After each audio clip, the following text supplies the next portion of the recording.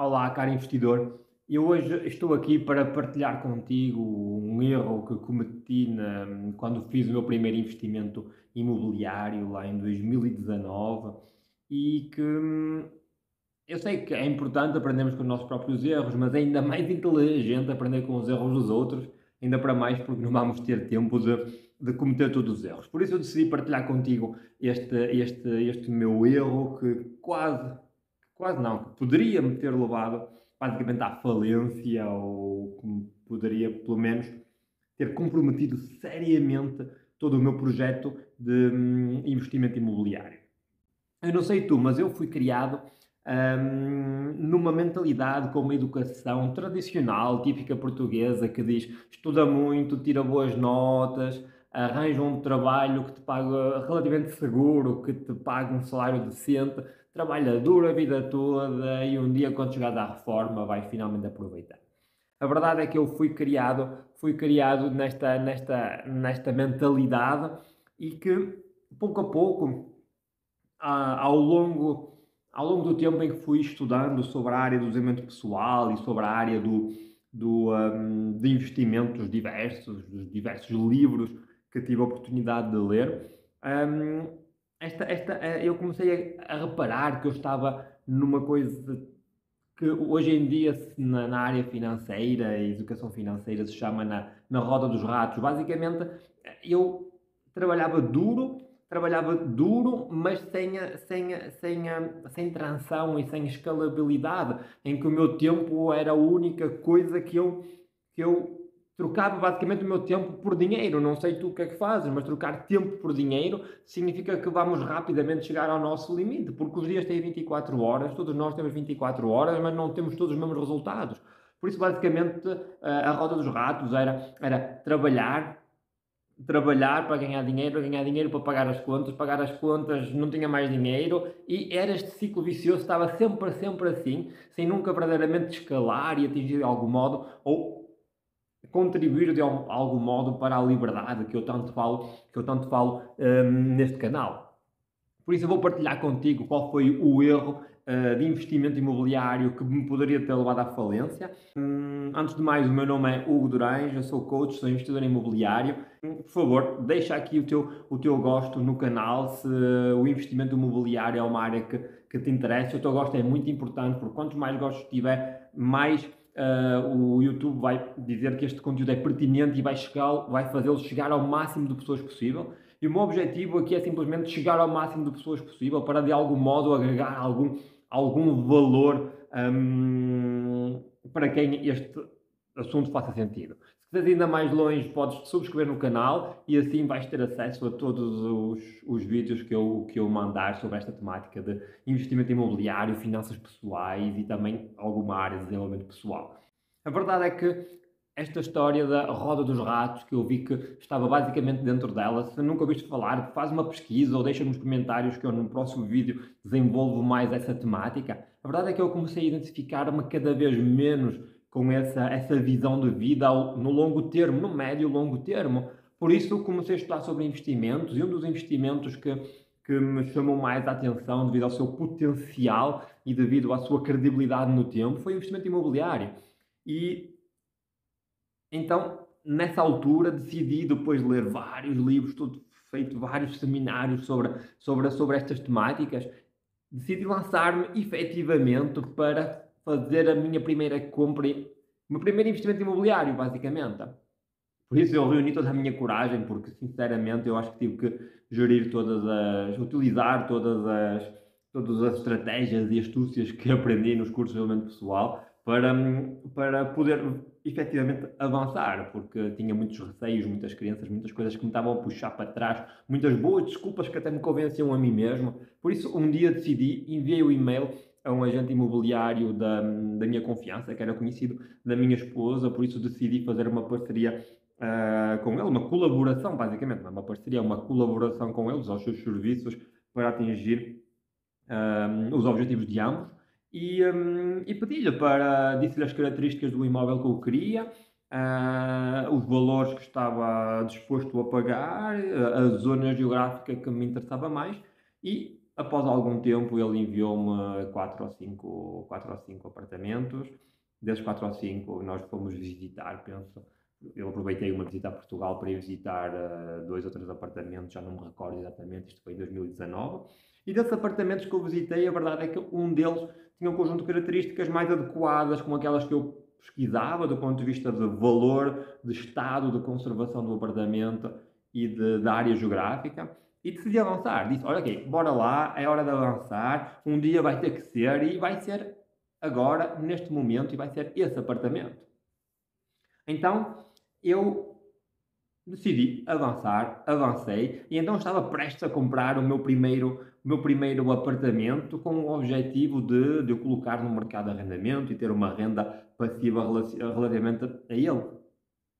No entanto, foi nesse momento que eu percebi aquilo pelo qual os fumadores passam. Basicamente, eu sabia que era errado e fiz na mesma. Mas estou a falar de quê? Basicamente, se tu já leste livros sobre investimentos imobiliários, principalmente, ou se já estudaste um pouco esta temática, já reparaste certamente, ou se não estudaste, se fores estudar, vais reparar rapidamente que a maioria, a esmagadora maioria dos autores, dos especialistas nesta área, eles recomendam a utilização de uma alavancagem, ou basicamente a utilização de fazer recurso ao crédito de habitação, ou seja, pedir dinheiro emprestado ao banco para poderes escalar e progredir mais rapidamente, ter mais retorno sobre o teu investimento, etc.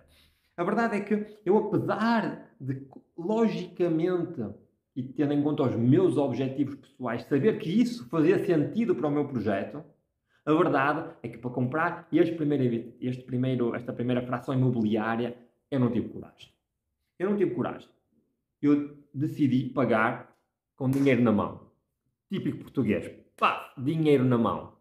Como se isso tivesse alguma vantagem, ok? A verdade é que eu dizia às pessoas que me rodeavam, outros investidores imobiliários, que eu, pronto, era a primeira vez, eu não estava ainda familiarizado com o processo e que emocionalmente não estava preparado. O que eu tinha era medo. Tinha medo e segui, na prática, a minha crença de que todas as dívidas são más.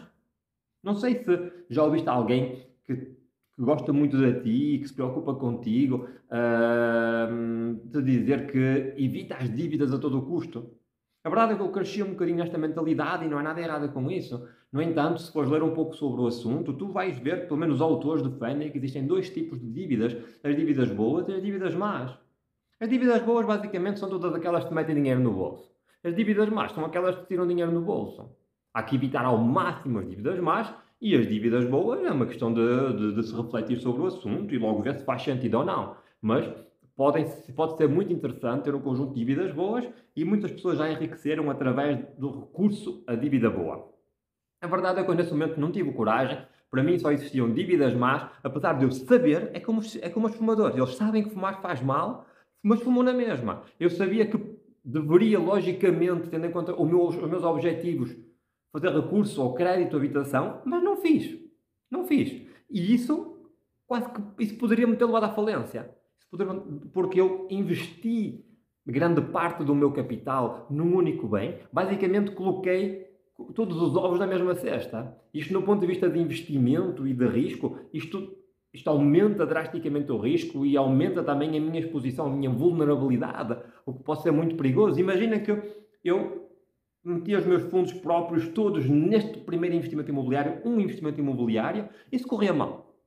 E se havia um problema com o apartamento, se aquela zona acontecia alguma coisa e perdia valor do mercado, se não conseguisse vender, não sei. A verdade é que eu perdi liquidez. Eu tinha um património, mas perdi liquidez. O que fez com que durante mais ou menos um ano e meio, foi o tempo que esteve arrendado, eu tivesse este projeto quase, o projeto imobiliário quase a stand-by.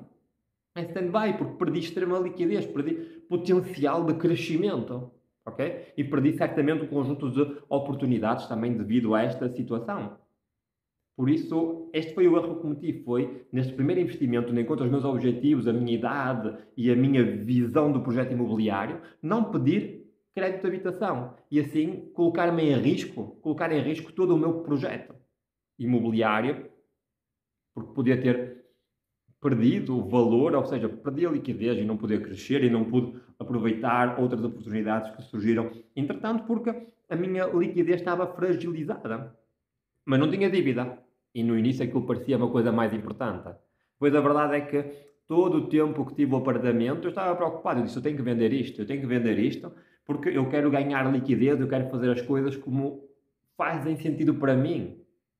Eu, quando discutia com alguns investidores imobiliários já experientes, eu até me sentia meio embaraçado, de dizer as estratégias que tinha utilizado, porque eu, quando dizia, eles olhavam para mim com aquele olhar simpático, educado, mas extremamente profundo. De, porquê?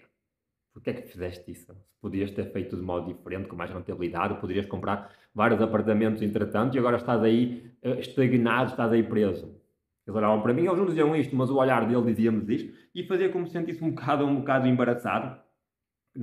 Cada um sabe da sua vida, mas a verdade é que era assim que eu me sentia. Esta é uma partilha que faço, uma partilha extremamente pessoal. Acho que nunca partilhei isto com ninguém, a não ser com o pessoal cá de casa e a minha família mais próxima.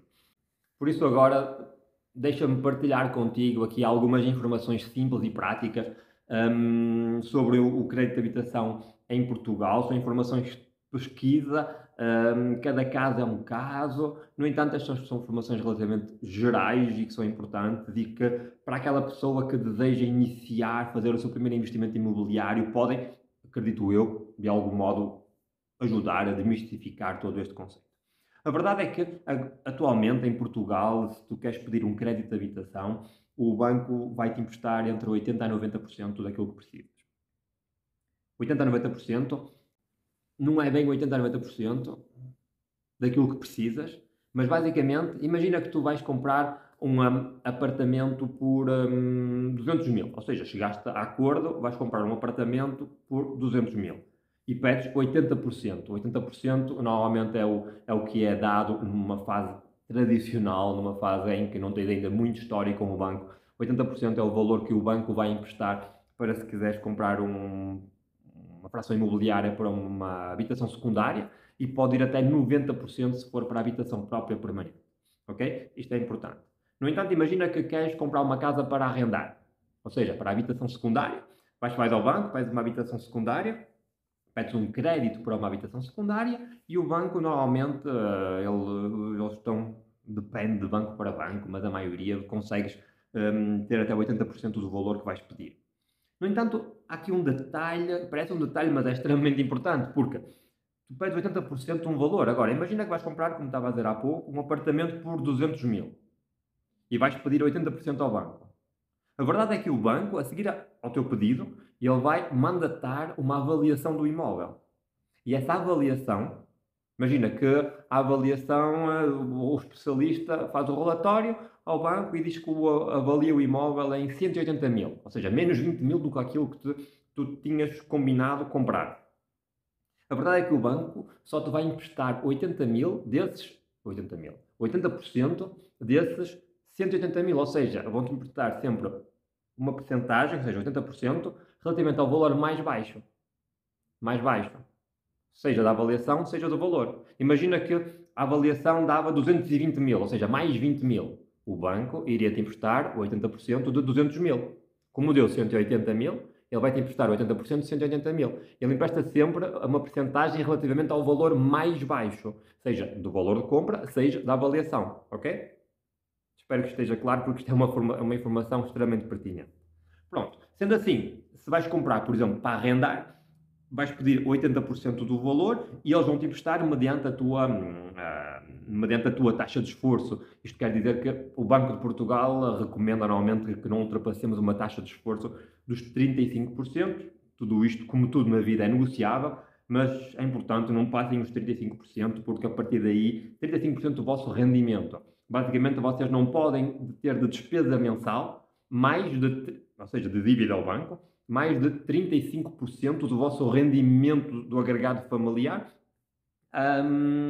total, ok? Isto é extremamente importante para dar alguma segurança a vocês, para não ficarem com a corda à volta do pescoço rapidamente ao mínimo imprevisto e também para dar alguma segurança ao banco, ok? Para saber que vocês têm realmente condições para pagar e que vão ser bons pagadores durante todo o crédito, ok? Isto são detalhes, mas é extremamente importante. Sendo assim, o que vai acontecer se tu queres comprar um apartamento, vais ter que entrar tu com fundos próprios, se recorreres ao crédito de habitação tradicional e não a outros fundos de investimento, não a outras maneiras de capitalizar, vais ter que entrar com 10 a 20% de fundos próprios. Ou seja, tens que ter noção que vais precisar de ter liquidez, ter esse dinheiro, para poder, de um modo tradicional, como digo, porque existe sempre maneiras diferentes de fazer as coisas, com alguma criatividade, mas a maior parte das pessoas vai ter que sempre que entrar com esses 10 a 20% de fundos próprios. Depois, o ideal, quando tu vais colocar esse apartamento que compraste à venda, ou seja, antes de o comprares mesmo, tens que ver se a renda que vais poder pedir, ela paga, no mínimo, a dívida mensal que tens ao banco. Okay? Todos os meses vais pagar ao banco a tua dívida, o teu crédito à habitação. Imagina que todos os meses vais pagar 500 euros ao banco. No mínimo, digo, a renda que vais ter que recuperar vai ter que ser de 500 euros, ou seja, para o apartamento ser autossustentável. Idealmente, e tendo em conta imprevistos e o aumento da taxa de juros, como estamos a ver agora, eu aconselho-te, quando fazes os cálculos antes de comprar, de ver sempre se o apartamento ou a fração imobiliária que estás a comprar tem potencial para ser arrendado a mais, o máximo possível a mais daquilo que tu vais pagar ao banco. Ou seja, se pagas 500 ao banco, que possas arrendar 800. Que assim ficas com uma margem de lucro, não é bem lucro, é um cash flow mensal que entra, que fica no teu lado, depois vais ter que pagar um conjunto de taxas, impostos e tudo. No entanto, mas que fique do teu lado. Assim, se as taxas subirem, se houver algum imprevisto, guardas alguma tranquilidade, ok? Isto são detalhes, mas são estratégias simples, práticas, de quem está no terreno desde 2019, de quem já fez vários investimentos imobiliários, já fiz várias compras, várias vendas, tenho vários apartamentos alugados. Por isso, eu não defendo a verdade, existem outras maneiras de fazer, isto é uma partilha da experiência própria. Se ela fizer sentido para ti, se ela puder de algum modo ajudar-te, força aí e aproveita, ok? Sendo assim, os especialistas na área do imobiliário, na área das finanças pessoais, eles normalmente dizem que esta dívida é considerada uma dívida boa porque é uma dívida que te está a pôr dinheiro no bolso todos os meses, basicamente, ok? Por isso, nem todas as dívidas são más, existem dívidas boas, existem dívidas más. Cuidado com aquilo em que estás a gastar o teu dinheiro, porque comprar uma habitação, uma casa para habitação própria permanente, cria-te uma dívida má, porque é uma dívida que te tira dinheiro do bolso todos os meses. Não digo que é certo ou errado fazer isso, faz sentido para uns, não faz sentido para outros, mas que saibas que é uma dívida má porque te tira dinheiro do bolso, ok? Isto não significa que não possas fazer, mas sabes que realmente aquilo é uma despesa a mais que vais ter, ok? Faz sentido? Por isso, se este assunto fez sentido para ti, eu desafio-te a clicar no gosto, porque ao clicar no gosto, o YouTube vai dizer: olha, este assunto faz sentido para mais pessoas e vai enviá-lo, vai fazê-lo aparecer ao maior número de pessoas possível. Se vis realmente se este conteúdo teve algum interesse para ti e que te ajude de algum modo, se não partilha diretamente com alguém que tu saibas que este assunto lhe seja útil. Se quiseres ir mais longe, volto a dizer, subscreve-te no canal e terás acesso a todos os conteúdos que vou partilhar aqui sobre investimento imobiliário, finanças pessoais e desenvolvimento pessoal de um modo geral, porque tudo isto está ligado a uma filosofia de vida. Enfim, vamos ter a oportunidade de falar sobre isso.